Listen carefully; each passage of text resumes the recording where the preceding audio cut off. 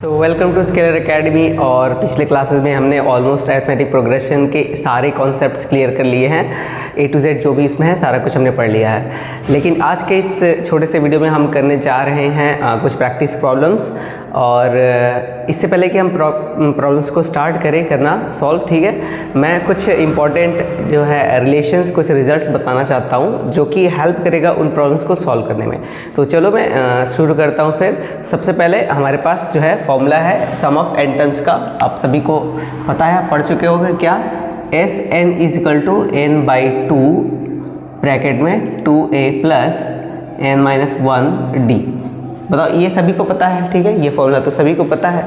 और इसके भी पिछले क्लास में पढ़ा होगा nth टर्म का फॉर्मूला, जो क्या था, A N is equal to, ये था a plus N minus 1d, ठीक है, ये हमारा फॉर्मूला है nth टर्म का, ठीक है। अब इसके हेल्प से इसमें क्या मैं कुछ रिलेशन निकाल सकता हूँ, क्या कुछ नया चीज़ मैं यहाँ पे जो है इसको समझ सकता हूँ, डिस्कवर कर सकता हूँ, इस पर हम बात करते हैं। तो अगर हम ध्यान से देखें तो यहाँ पे लिखा हुआ है 2a plus N minus 1d, ठीक है। अब इसको मैं एक बार रीअरेंज करूँ हल्का सा, तो n बाई टू अपॉन ये 2a को मैं क्या a प्लस a ऐसे लिख सकता हूँ, ठीक है। 2a लिखा हुआ है तो a प्लस a लिख सकते हैं, a plus a is equal to 2a ही तो होता है, कोई दिक्कत नहीं है, ठीक है। और बाकी आगे के जो है मैं उसको इसी तरह छोड़ देता हूँ, n माइनस 1d। मैथमेटिक्स में हमारा मेन ये एम होता है कि जितना ज़्यादा से ज़्यादा हो सके रिलेशन निकालें, ठीक है, और जो भी पैटर्न्स हैं उनको हम कैच करें।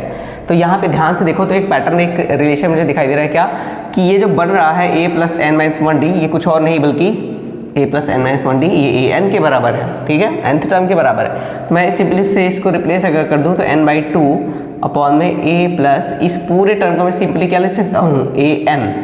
तो ये हमारा जो एस एन यानी सम का फॉर्मूला था वो एक शॉर्ट फॉर्मूला बन चुका है, ठीक है, जो कि क्या है, n बाई टू ब्रैकेट में a प्लस a n, ठीक है। इसको ऐसे भी कई बार लोग लिखते हैं, S n is equal to n by two bracket में a प्लस l, जहाँ पे l का मतलब होता है लास्ट टर्म, ठीक है। ये यहाँ पे nth टर्म बोल सकते हैं, वहाँ पे लास्ट टर्म बोल सकते हैं, एक ही बात है, ठीक है। n तक निकालते हैं तो nth टर्म बोलते हैं, वहाँ पे लास्ट टर्म है, ठीक है। ये हमारा है फर्स्ट टर्म, n क्या है, ये है ना, ये हमारा नेचुरल नंबर है जो टर्म को रिप्रेजेंट करता है, जो किसी भी टर्म को इंडिकेट करता है, ठीक है, या पोजीशन नंबर भी उसको बोल सकते हो आप, ठीक है, पोजीशन नंबर भी बोल सकते हो। अब इसके बाद जो ए एन है वो क्या है, ये है हमारा nth टर्म।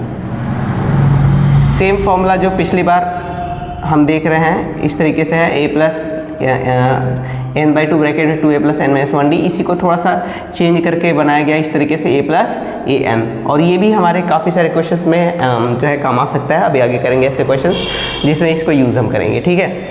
वही यहाँ पे जो है इसमें हम l को क्या बोल देते हैं, लास्ट टर्म, बाकी सब सेम रहता है, ठीक है। तो ये दो इंपॉर्टेंट रिलेशन है, दोनों सेम ही है, हालांकि मैं एक मुझे बोलना चाहिए एक रिलेशन, ये जो है ये भी काफ़ी इंपॉर्टेंट है, इसको आपको ध्यान में रखना है क्वेश्चन करते समय। हमारा जो है ये फॉर्मूला भी यूज़ हो सकता है और ये दोनों में से फॉर्मूले यूज़ हो सकते हैं। और देखा जाए तो इसी से वो भी फॉर्मूले, वो भी सारे क्वेश्चंस हो जाएंगे, लेकिन ये जो है ये रिलेशन थोड़ा सा क्वेश्चन को जल्दी करने में हेल्प कर सकता है। तो देखेंगे किस टाइप के क्वेश्चन इससे सॉल्व होते हैं, ठीक है। काफ़ी शोर हो जाता है कभी कभी, कोई बात नहीं, ठीक है। तो देखते हैं इससे रिलेटेड जो है कैसे क्वेश्चन आते हैं, कैसे हम इसको सॉल्व करते हैं, ठीक है। तो चलो आगे बढ़ते हैं, कुछ और रिलेशन इंपॉर्टेंट है जिसके बारे में बात कर लेते हैं। तो अब हम यहाँ पे रिलेशन निकालने जा रहे हैं ए एन और एस एन के बीच में, और ये रिलेशन जो है काफ़ी हेल्प करेगा क्वेश्चंस को सॉल्व करने में। तो चलो इसको समझते हैं कि एग्जांपल से। तो मान लो मेरे पास एक ए पी है 2, 4, 6, 8, 10, इस तरीके से हमारे पास ए पी है, ठीक है। अब मालूम मेरे पास कोई अगर रिलेशन होता जो समीशन के फॉर्म में, मतलब ए एन nth टर्म को समीशन के फॉर्म में एस एन के टर्म में लेके मुझे दे देता, तो ये कैसे हम इसको समझ सकते हैं। पहले लॉजिक समझो इसका क्या है, कि ये देखो मान लो ये हमारा थर्ड टर्म है, ठीक है ना, first term, second term, third term, fourth term, fifth term. तो जो थर्ड टर्म है उसको मुझे निकालना है, समीशन मुझे दिया हो बस, और मुझे ये थर्ड टर्म निकालना है। तो ये कैसे करते हैं, तो देखो मान लो अगर इसके पीछे का ये दोनों का मुझे सम दिया हो, 2 + 4 का सम दिया हो, कितना है, होता है ये 6, और क्या दिया हो, यहाँ से फर्स्ट सेकेंड और थर्ड तीनों का सम दिया हो, जो कि क्या हो जाएगा 2 4 6 और 6 6 12, ये हो जाएगा। तो ध्यान से देखो यहाँ तक जो जोड़ कर आ रहा है यानी कि 12, ठीक है, इस तीनों टर्म को जोड़कर जो आ रहा है यानी कि 12, उसमें से अगर मैं पिछले दोनों टर्म के सम को सब्ट्रैक्ट कर दूं यानी कि 6 को सब्ट्रैक्ट कर दूं तो ये 6 जो कि मेरा एक्चुअल में थर्ड टर्म है वो आ जाएगा कि नहीं आ जाएगा। ठीक है, ध्यान से समझना। फिर से मेरे पास ये है 2 4 6, ठीक है, और पहले दोनों का सम मुझे दिया हुआ है जो कि है 6, और पहले तीनों का सम दिया है जो कि है 12, ठीक है, 6 और 12, पहले दोनों का सम 6 और पहले तीनों का सम 12 दिया है। मुझे तीसरा नंबर चाहिए तो मैं करूँगा क्या कि इस तीसरे नंबर में से, देखो ये तीनों का सम था, ठीक है, तीनों का सम था और मुझे तीसरा चाहिए, तो मैं करूँगा क्या कि ये जो तीनों का सम है उसमें से तीसरा निकालने के लिए मैं पहले और दूसरे दोनों को उड़ा दूंगा, दोनों को घटा दूंगा, ठीक है। तो जो मेरा 12 आया है तीनों को जोड़ के, उसमें से मैं 2 को हटा दूंगा, 4 को हटा दूंगा, यानी बेसिकली टोटल इनको मिला के यानी 6 को हटाना होगा मुझे, और ये जब 6 को हटा दूंगा तो क्या ये आ जाएगा। ठीक है, लॉजिक मेरे हिसाब से समझ आ रहा होगा तुम्हें क्या कर रहा हूँ मैं। अगर मुझे ये टर्म चाहिए तो मैं यहाँ से लेके यहाँ तक का जो भी सम है उसमें से इसके जस्ट पीछे वाले सम को मैं क्या कर रहा हूँ, घटा रहा हूँ। इसको अगर मैं मैथमेटिक्स में ठीक से लिखूँ तो मैं ऐसे लिखूँगा कि अगर मुझे A3, इस तरह से लिखता हूँ मैं, A1 plus A2 plus A3 ऐसा मुझे दिया हुआ है, ठीक है, और मुझे इसे निकालना है क्या, A3 निकालना, तो मैं इसमें से क्या कर दूँगा, माइनस कर दूँगा क्या, A1 प्लस A2 का। तो ये पक्का मेरा बताओ A3 आ जाएगा कि नहीं आ जाएगा, सोच के देखो, A3 आ जाएगा कि नहीं आ जाएगा, है कि नहीं। A1 A2 A3 ये सब जोड़ा हुआ है, इसमें से अगर मैं A1 A2 को घटा दूँ तो A3 आ जाएगा। पूछो कैसे, A1 से A1 कट जाएगा, A2 से A2 कट जाएगा, बचेगा क्या, सिर्फ A3। तो बिल्कुल ये सही रिलेशन है, ठीक है। लेकिन यहाँ पे मैं इसको डायरेक्ट, अगर मुझे A1 A2 A3 नहीं दिया है तो मैं डायरेक्ट इन तीनों का सम लिख सकता हूँ। तो A1 प्लस A2 A3 को क्या लिख सकता हूँ, मैं लिख सकता हूँ S3, यानी कि फर्स्ट 3 टर्म का सम माइनस पहला दूसरा, इसको लिख सकता हूँ मैं S2, यानी फर्स्ट 2 टर्म्स का सम, ठीक है। और ये किसके बराबर हो जाएगा, A3 के बराबर होगा। अगर मैं इसको ठीक से लिखूँ तो A3 इज इक्वल टू क्या हो जाएगा, S3 माइनस S2। ये देखो रिलेशन बड़ा ही इंपॉर्टेंट है, ठीक है। अगर मुझे A3 निकालना है तो मैं करूँगा क्या कि 3 तक का जो टोटल सम है उसमें से मैं 2 तक के टोटल सम को क्या कर दूंगा, सब्ट्रैक्ट कर दूंगा, तो मेरा आंसर आ जाएगा कौन सा, A3। अगर मान लो इसी तरह मुझे A5 निकालना तो मैं क्या करूंगा, मैं करूंगा क्या कि जो 5 तक का सम होगा उसमें से 4 तक के सम को सब्ट्रैक्ट कर दूंगा, ठीक है। 5 तक के सम में से 4 तक के सम को सब्ट्रैक्ट कर दूंगा तो मेरा A5 आ जाएगा। उसी तरह से अगर मैं A10 निकालना चाहता हूँ तो मैं उसमें से क्या करूँगा, S10 में से S9 को घटा दूंगा तो मेरा A10 आ जाएगा।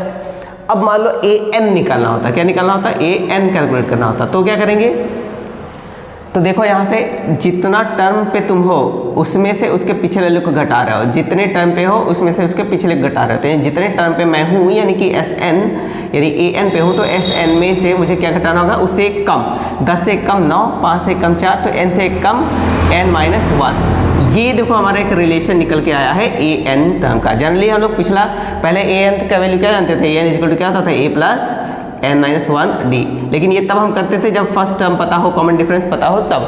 अब मान लो मुझे फर्स्ट टर्म नहीं पता है, कॉमन डिफरेंस भी नहीं पता है, बट मुझे सिर्फ क्या पता है, इस सम का फॉर्मूला पता है, या सम हमको पता है कि इतना समेशन आ रहा है, ठीक है। तो फिर इससे हम nth टर्म निकाल सकते हैं आसानी से। आया बात समझ में। तो ये एक मेथड हो सकता है क्वेश्चन को सॉल्व करने के लिए। इसको देखो डिराइव करने का एक और मेरे पास मेथड है, ठीक है, एक मैथमेटिकल नॉर्मल फॉर्म जिसको हम यूज़ कर सकते हैं। हालांकि इसको लिख लो, ठीक है, ये समझ आ गया होगा। देखो सेम चीज़ को ऐसे भी हम लोग डिराइव कर सकते हैं। देखो यहाँ पे लिखा A1, ठीक है, प्लस A2, ठीक है, plus A3 plus A4 dot dot dot dot AN-1 plus AN। अब AN से पहले तो AN-1 ही आएगा ना, जैसे 4 से पहले 3 है, 3 से पहले 2 है, ठीक है, उस तरह N से पहले N-1 है, कोई दिक्कत नहीं है। लेकिन क्योंकि 1 से लेकर के हम कहाँ तक ऐड कर रहे हैं, N तक कर रहे हैं, तो इसको मैं बोल सकता हूँ SN, कोई दिक्कत इसमें नहीं है, ठीक है। अब समझो यहाँ से लेकर के ये पूरा SN-1 तक का जो सम होगा, ठीक है, जैसे यहाँ से 4 तक लिया तो ये S4 हो जाएगा, यहाँ से तक लिया तो S3 हो जाएगा, यहाँ से यहाँ तक लिया S2 हो जाएगा।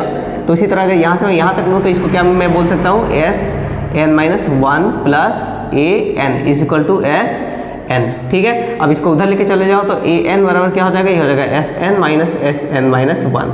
तो देखो इस तरीके से भी ये फॉर्मूला मैथमेटिकली हम डिराइव कर सकते हैं, ठीक है। आया बात समझ में। तो ये हमारा जो है फॉर्मूला काफ़ी इंपॉर्टेंट होगा। यहाँ पे अगर तुम्हें A1 निकालना है चुपचाप n की जगह पे क्या लिख देंगे 1 लिख देंगे, तो S1 माइनस S1 माइनस 1 तो हो जाएगा S0। S0 का बेसिकली वैल्यू क्या आ जाएगा 0 हो जाएगा, यदि तुम किसी भी टर्म को ऐड कर ही नहीं रहे हो तो वो 0 आ जाएगा। तो यानी A1 इक्वल टू क्या हो जाएगा S1, ठीक है। फर्स्ट टर्म का सम, ठीक है, फर्स्ट टर्म का सम वो फर्स्ट टर्म के बराबर ही तो होगा, ठीक है ना। तो यही है बस, ठीक है। अब इससे रिलेटेड क्वेश्चंस जब करेंगे तो और बेटर तरीके से समझ में आएगा। एक क्वेश्चन कर लेते हैं इसी फॉर्मूले पे, फिर और अच्छे से जो है क्लियर हो जाएगा। तो देखो ये क्वेश्चन यहाँ पे है, the sum of first 11 terms of an AP is 256, ठीक है, 256 फर्स्ट 11 टर्म्स का सम है, ठीक है। And sum of first 12 terms is 300। फिर बोला है फाइंड द 12th टर्म, ठीक है। तो मुझे पता है कि AN इक्वल टू क्या होता है SN माइनस SN माइनस 1, ठीक है। तो इसी तरह से A12 क्या होना चाहिए, होना चाहिए S12 माइनस S11, ठीक है। 12 माइनस 1 यानी बेसिकली 11, n माइनस 1 इससे कम तो 12, इससे कम 11 हो जाएगा। तो A12 मुझे कैलकुलेट करना है, तो क्या करूँगा उसमें से S12 जो कि मेरा कितना है यह है 300, इसमें से माइनस कर देंगे S11 जो कि कितना है 256, ठीक है। सॉल्व करने पे जो हमारा आंसर आ जाएगा वो कितना आ रहा है, ये आ रहा है 44, ठीक है। तो ये हमारा जो A12 हो जाएगा ये बेसिकली क्या आने वाला है A12 का वैल्यू आ रहेगा 44, ठीक है। तो इस तरीके से देखो इस जो है रिलेशन को हम यूज़ करते हैं अपने आंसर्स को लाने के लिए। इस तरह के क्वेश्चन को हम इस तरीके से सॉल्व कर सकते हैं, ठीक है। चलो अब कुछ और इम्पोर्टेंट क्वेश्चंस लेते हैं मिक्स्ड टॉपिक से, जो और भी होंगे, ठीक है, उसको हम सॉल्व करते हैं। तो यहाँ पे क्वेश्चन दिया हुआ है कि find the sum of the terms of AP 9753 up to 14 terms. 14 terms तक का सम निकालना है इस AP का, ठीक है। तो इस AP में मैं देख पा रहा हूँ कि A है हमारा 9, कॉमन डिफरेंस क्या है इसको चेक करते हैं। देखो इसमें क्या ऐड करने पे ये 7 आ जाएगा -2, ठीक है। अगर मैं -2 ऐड कर दूं तो ये 7 आ जाएगा। बेसिकली ऐसा समझो कि कितने का डिफरेंस है, -2 का डिफरेंस है। इसमें से 9 में से -2 किया तो 7 आ जाएगा, इसमें से -2 किया 5 आ जाएगा, -2 किया तो 3 आ जाएगा, यानी -2 ही कॉमन डिफरेंस है, ठीक है। और n की वैल्यू क्या हो जाएगी, ये 14, ये हमारा क्या हो जाएगा n की वैल्यू। तो अब इसमें सॉल्व कर लेते हैं। s मुझे क्या कैलकुलेट करना है 14, S14 कैलकुलेट करना है। ये हो जाएगा n, फॉर्मूला देखो एक बार लिख देता हूँ मैं, Sn इक्वल टू क्या आता है n/2 ब्रैकेट में 2a plus n minus 1d, ठीक है, ये हमारा फॉर्मूला होता है। तो रख देते हैं s, मुझे 14 कैलकुलेट करना है तो यहाँ 14/2 हो जाएगा, जहाँ पे 2 × a जो कि हमारा 9 है, ठीक है, प्लस n माइनस 1, n क्या है 14 माइनस 1 13 हो जाएगा, और d क्या है -2 है हमारा। ये इसको सॉल्व करेंगे, ये हो जाएगा 7 टाइम से कटेगा तो 7 ब्रैकेट में 9 के 18 18 आ जाएगा, प्लस और ये -26 आ जाएगा, ठीक है, -26 आ जाएगा, ठीक है। अब ये हो जाएगा हमारा 7 इंटू -26 में से एक तरह से 26 में से 18 घटेगा, कितना आ जाएगा, ये आ जाएगा 8, और लेकिन माइनस आएगा क्योंकि बड़े वाले साइन क्या है माइनस, तो आ जाएगा -8 से मल्टीप्लाई करोगे 7 में क्या आंसर आ जाएगा -56, ठीक है। तो फर्स्ट 14 टर्म्स का सम क्या आने वाला है -56 आएगा, यही हमारा आंसर होगा। अब देखो नेक्स्ट क्वेश्चन यहाँ पे है लिखा हुआ है find the sum of the terms, ठीक है, जो कि क्या इस तरीके से लिखा है 34 प्लस 32 प्लस 30 प्लस ... 10, ठीक है। इसमें ये लिखा ही नहीं कि कितने टर्म्स तक करना है, ठीक है ना। यहाँ पे n की वैल्यू मेरे पास नहीं है, ये नहीं लिखा है कि कितने टर्म तक सम करना है, बस इस तरीके से एक पैटर्न दिया हुआ है जिससे मुझे पता चल रहा है कि a तो क्या है मेरा 34 है, ठीक है, और कॉमन डिफरेंस क्या होना चाहिए 34 से 32 हुआ, यानी कितना सब्ट्रैक्ट हो रहा है -2, ठीक है। तो कॉमन डिफरेंस -2 हो जाएगा।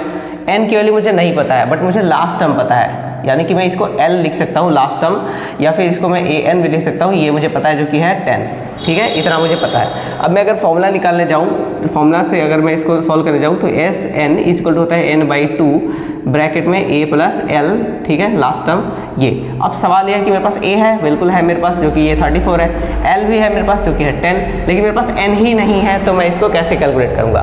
तो इसलिए मैं यहाँ से n कैलकुलेट करने के लिए पहले n निकाल लेते, मतलब यहाँ से जो है सॉल्व करने के लिए इसको पहले n निकाल लेते हैं। कैसे आएगा, an को मैं लिख सकता हूँ a plus n-1 d equal to 10। a क्या है, ये 34, ये यहाँ पे लिखा हुआ है, ठीक है, और प्लस n-1 d क्या है -2 इक्वल टू 10, ये 34 उधर जाएगा तो क्या आ जाएगा -2 ब्रैकेट में n-1 इक्वल टू 10 - 34 आ जाएगा, -24 आ जाएगा, ठीक है। तो यहाँ से इस पूरे को उधर लेके चले जाते हैं तो क्या हो जाएगा मेरे पास ये जगह n minus 1 is equal to -24 upon में -2, इस माइनस सहित इसको यहाँ पे लेके आएगा, ये माइनस माइनस कट जाएगा, आ जाएगा 12। तो यहाँ से n बराबर क्या आ जाएगा 12 और ये माइनस उधर जाएगा तो +1 हो जाएगा, ये आ जाएगा 13। ठीक है, तो मेरे पास n की वैल्यू क्या हो जाएगी, n की वैल्यू हो जाएगी 13, n की वैल्यू 13 आ जाएगी। तो अब इसको यहाँ पे रख के हम सॉल्व कर लेंगे। ठीक है, यहाँ पे 30 रख देते हैं, ये हो जाएगा 13/2 ब्रैकेट में 34 जो कि फर्स्ट टर्म है प्लस लास्ट टर्म जो कि 10 है, इसको लिखेंगे, ये हो जाएगा 13/2 इंटू इसको ऐड करने पे ये हो जाएगा 44, ये कटने पे आएगा 22। ठीक है, ये हो जाएगा तुम्हारा 26 इंटू 11, आंसर आ जाएगा 286। ठीक है, ये हमारा आंसर हो जाएगा, यही समेशन का आंसर आएगा 286। ठीक है, तो देखो ये हमारे पास एक और क्वेश्चन है, लिखा हुआ है the sum of first n terms of the AP is this. अब देखो ये जो रिलेशन दिया हुआ है ये बेसिकली सम का दिया हुआ है, किसका दिया है, सम ऑफ फर्स्ट n टर्म्स। तो सम ऑफ फर्स्ट n टर्म्स को मैं क्या लिख सकता हूँ, Sn, जो कि क्या दिया हुआ है 3n² प्लस 6n, ये दिया हुआ है। ठीक है, उसके बाद बोल रहा है क्या, find the nth term and the 50th term of this AP। ठीक है, अब इस क्वेश्चन को करने के कई सारे रास्ते हो सकते हैं। ठीक है, मैं देखता हूँ एक के बाद एक, अगर हो सके तो मैं दोनों ही रास्ते बता दूंगा। ठीक है, तो चलो समझते हैं। लिखा हुआ है फाइंड द nth टर्म मुझे निकालना है, एंड 50th टर्म क्या होगा ये मुझे निकालना है। ठीक है, तो देखो 50th टर्म तो डायरेक्ट भी निकल सकता है। कैसे है, देखो मैंने पढ़ा था कि A15 इक्वल टू क्या होना चाहिए, S15 माइनस S14। ये बताइए रिलेशन याद है कि नहीं याद है, बिल्कुल। ठीक है, तो अब इसमें मैं करना क्या है, बस S15 और S14 निकाल दूँ तो काम हो जाएगा। तो S15 क्या हो जाएगा, ये हो जाएगा 3 इंटू, देखो n की जगह 15 रखा ना यहाँ पे, तो यहाँ पे भी n की जगह 15 रखना होगा, तो 15 का स्क्वायर हो जाएगा। ठीक है, और प्लस क्या हो जाएगा 6 इंटू 15, सॉल्व करने पे आ जाएगा 3 इंटू 2, 15 का स्क्वायर होता है 225। ठीक है, प्लस 6 इंटू 15, सॉल्व कर, इसको सॉल्व कर लेते, कितना आ जाएगा 90। ठीक है, तो अब इसको इसमें 3 से मल्टीप्लाई कर देते, कितना आ जाएगा 5 और 3 to 6 7 और 6 प्लस 90, दोनों को ऐड कर लेते, कितना आ जाएगा 5 6 और ये आ जाएगा 765। ठीक है, 765 क्या आएगा, S15 आ गया। उसके बाद क्या कैलकुलेट कर लेते हैं हम, S14 कैलकुलेट कर लेते हैं। ठीक है, S14 क्या हो जाएगा, अगेन ये हो जाएगा 3 इंटू 14 का स्क्वायर प्लस 6 इंटू 14। ठीक है, दिख नहीं रहा, नहीं दिख रहा है, रुक जाओ। ठीक है, 6 इंटू 14। अब क्या करेंगे, इसको सॉल्व कर लेते हैं। ठीक है, तो 3 इंटू 14 का स्क्वायर क्या होता है बताओ, 14 का स्क्वायर होता है 196। ठीक है, और प्लस ये हमारा कितना हो जाएगा 84। ठीक है, ये 84 हो जाएगा। अब इसको सॉल्व कर लेते हैं, 3 से मल्टीप्लाई कर लेते हैं,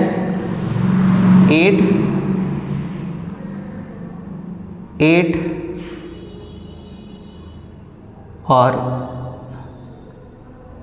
5। ठीक है, 6 3 18 8 9 के 27 27 1 28 3 कम 3 3 2 5। ठीक है, प्लस 84, इसको भी ऐड कर लेते हैं। ठीक है, क्या आ जाएगा 8 4 12 के 2 8 8 16 1 17 और ये 572 आ जाएगा। ठीक है, 572। S14 क्या आ जाएगा 572।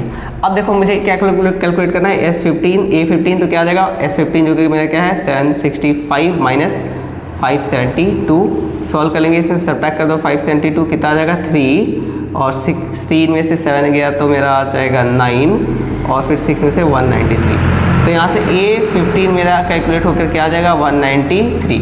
ये देखो हमने डायरेक्ट ही कर लिया है। ठीक है, पर इन्होंने क्योंकि देखो पहले nth टर्म पूछा है, उसके बाद A15 पूछा है, 15th टर्म पूछा है, इसका मतलब ये एक्सपेक्ट करते हैं कि मैं पहले nth टर्म निकालूंगा फिर 15 टर्म निकालूंगा, लेकिन इस मेथड से ये डायरेक्ट पहले यही आ जा रहा है मेरा। ठीक है, लेकिन अभी हम निकालते हैं nth टर्म को भी। ठीक है, चलो यहाँ पे थोड़ा सा मिस्टेक हो गया है, देखो इसको जब यहाँ से ऐड करेंगे तो 8 8 16 1 17 तो 5 1 6, यहाँ पे 600 आना चाहिए, 672। तो यहाँ पे भी मेरा क्या आ जाएगा, ये 672, यहाँ पे भी 672, ये 0 बचेगा तो 93, सिर्फ 93 आंसर होगा। ठीक है, A15 क्या आ जाएगा मेरा, सिर्फ 93 आ जाएगा। इस तरीके से हम इसको कर सकते हैं। ठीक है, यहाँ पे कैलकुलेशन थोड़ा सा मिस्टेक हो गया था जो कि अब हमने सही कर लिया इसको। चलो nth टर्म निकालते हैं फिर। ठीक है, तो अब चलो हम कैलकुलेट करते हैं इसका nth टर्म का फॉर्मूला। ठीक है, तो वो क्या होगा, तो हम जाने एस एन को अगर ए एन से रिलेट करवाना है तो इसके लिए मेरे पास रिलेशन है एस एन इजकल टू क्या, n/2 ब्रैकेट में a प्लस ए एन। ठीक है, ये थोड़ी देर पहले मैंने ये रिलेशन पढ़ा था। अब मुझे अगर एस एन पता है, जो कि यहाँ पे दिया हुआ है ऑब्वियसली, ठीक है, यहाँ दिया हुआ है ऑब्वियसली एस एन, और मेरे पास a और फर्स्ट टर्म और nth टर्म।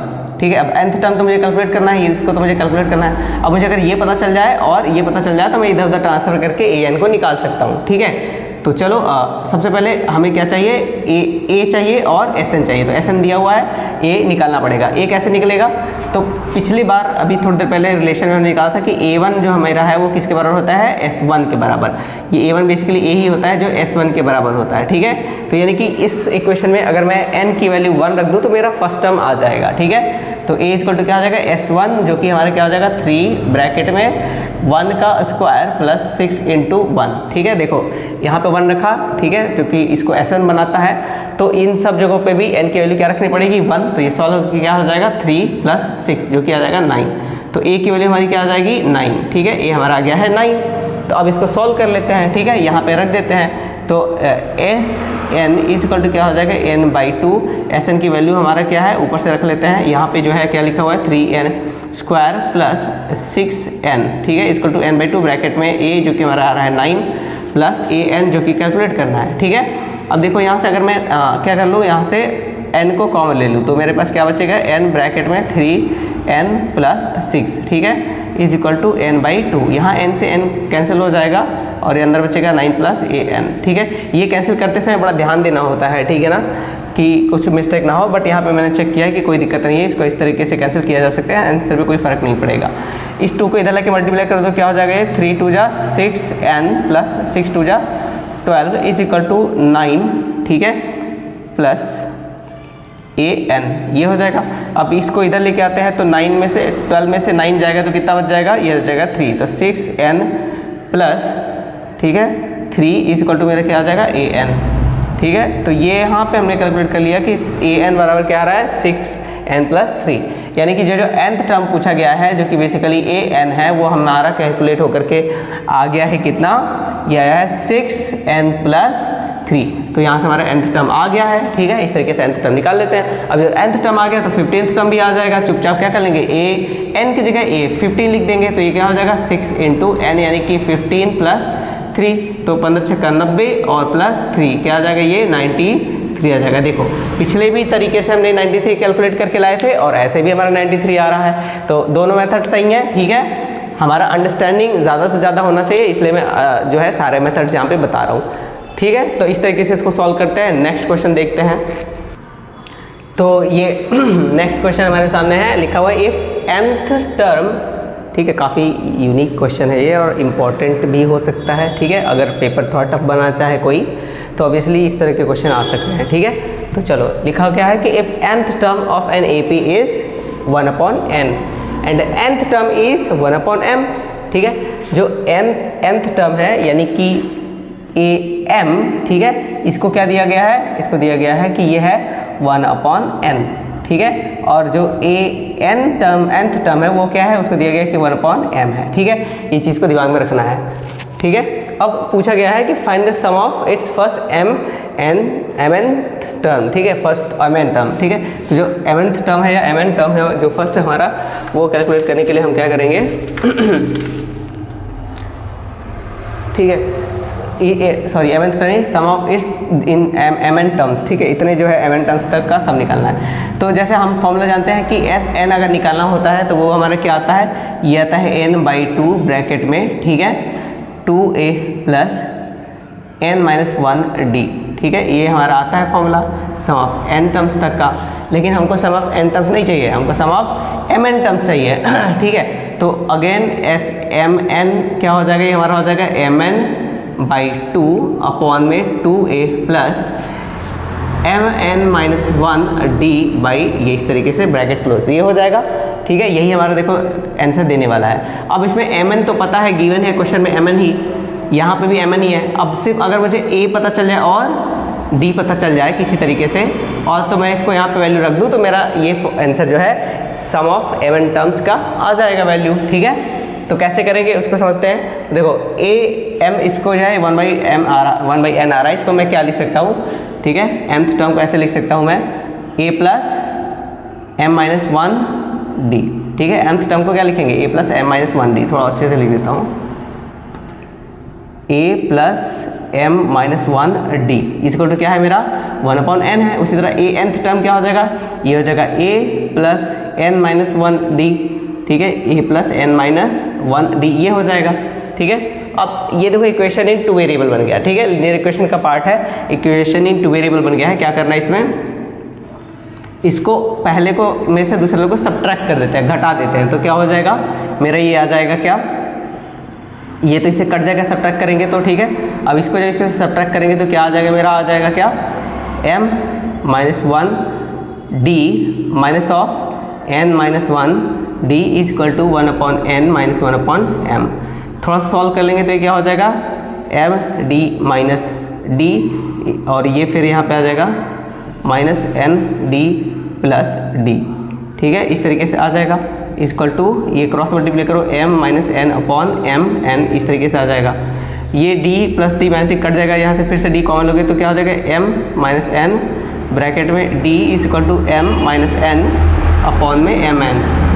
अब देखो ये पार्ट इससे कट जाएगा तो d बराबर क्या आ जाएगा मेरे पास, ये आ जाएगा 1/में mn, ये 1 टाइम में कटेगा तो d इज इक्वल टू क्या आ जाएगा 1/mn। तो देखो यहाँ पे d की वैल्यू मेरे पास कैलकुलेट होकर आ चुकी है, क्या है 1/mn है। ठीक है, अब करते हैं कैलकुलेट क्या a को।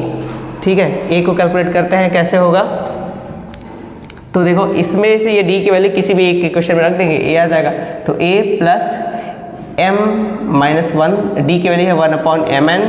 ठीक है, is equal to 1/n। Solve करेंगे क्या हो जाएगा, a इज इक्वल टू, इसको उधर ट्रांसफर कर लो 1/n माइनस m माइनस 1 में mn। यहाँ से क्या कर लेंगे 1/n को कॉमन ले लेते हैं। ठीक है, तो क्या हो जाएगा ये 1/n ब्रैकेट में 1 माइनस m माइनस 1/m। ठीक है, क्रॉस मल्टीप्लाई करोगे 1/n ब्रैकेट में m minus m minus minus plus 1/m। ठीक है, ये हो जाएगा, तो भी m से m कट जाएगा। ठीक है, प्लस माइनस में है, और ये 1/m बचेगा, तो ये आंसर क्या हो जाएगा 1/n इंटू 1/m। ठीक है, 1/n और ये 1/m, बेसिकली ये भी क्या आ जाएगा 1/mn। यानी कि a की जो वैल्यू है हमारी, d की वैल्यू तो क्या है 1/mn था, और a की भी वैल्यू 1/mn ही होगा। ठीक है, a की भी वैल्यू क्या आएगी 1/mn ही आएगी। ठीक है, अब यहाँ पे रख दो सबका वैल्यू, a का और d का। देखो mn/2 ब्रैकेट में 2 times of 1/mn plus bracket में mn माइनस 1, d का वैल्यू होता है 1/mn, और ये इस तरीके से ब्रैकेट क्लोज। ठीक है, ये आ रहा है, दिख रहा है बिल्कुल सही। अभी देखो वहाँ पे भी 1/mn, यहाँ पे भी 1/mn, कॉमन ले लो तो 1/mn कॉमन हो गया, और ये मेरे पास बचा है mn/2 ब्रैकेट में, यहाँ सिर्फ 2 बचेगा प्लस mn माइनस 1 ये बचेगा मेरे पास। ठीक है, यहाँ से mn से mn कट जाएगा, बचेगा 1/2। ठीक है, इसको मैं इसको ऐसे लाइन खींच देता हूँ मैं। ठीक है, 1/2 ब्रैकेट में 2 प्लस mn माइनस 1। अब 2 में से 1 घटेगा तो क्या आ जाएगा, ये आ जाएगा mn प्लस 1। ठीक है, देखो 2 में से 1 गया तो क्या बचेगा mn प्लस 1 डिवाइडेड बाई ये जो 1/2 है ये आ जाएगा। ठीक है, तो इस तरीके से देखो मेरा ये वैल्यू आ गया है। जगह मेरे पास कहीं हो तो मैं लिख दूँ, कहाँ पे जगह, यहाँ दिख रहा है, यस। तो देखो यहाँ पे देखो मेरा आंसर बेसिकली क्या आ रहा है, आंसर मेरा आ रहा है क्या, SMN is equal to mn plus 1/2। ठीक है, फिर कट गया, कहाँ लिखूँ मैं इसको, देखो यहाँ पे ये आ रहा है mn प्लस 1/2। ठीक है, इस तरीके से आ रहा है, अब तो दिख रहा है, हाँ। ठीक है, SMN इक्वल टू ये आ रहा है, यही आंसर हो जाएगा। यहाँ पे भी देखो ये आया है ना, ये यही आंसर है। ठीक है, इस तरीके से हमारा ये देखो सॉल्व होकर के आ जाएगा। थोड़ा देखो लेंदी है कैलकुलेशन, ठीक है, लेकिन ये इस तरीके से इसको सॉल्व करते हैं हम। तो चलो आज के लिए इतना ही रखते हैं, और नेक्स्ट क्लास पे आगे बढ़ेंगे हम, जो कि जीपी से रिलेटेड होगा, और ये क्लास 9th के लिए है, तो आपको परेशान होने की ज़रूरत नहीं है 10th वालों को। ठीक है।